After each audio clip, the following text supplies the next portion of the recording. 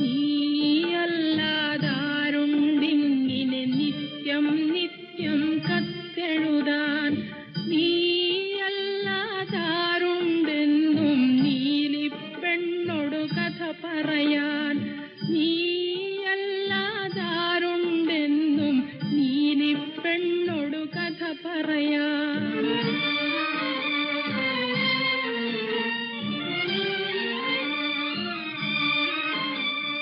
ഞാൻ വളർത്തിയ ഖൽബിലെ മോഹം പോത്തുപോലെ വളർന്നല്ലോ, ഞാൻ കാത്തു കാത്തു കുഴഞ്ഞല്ലോ.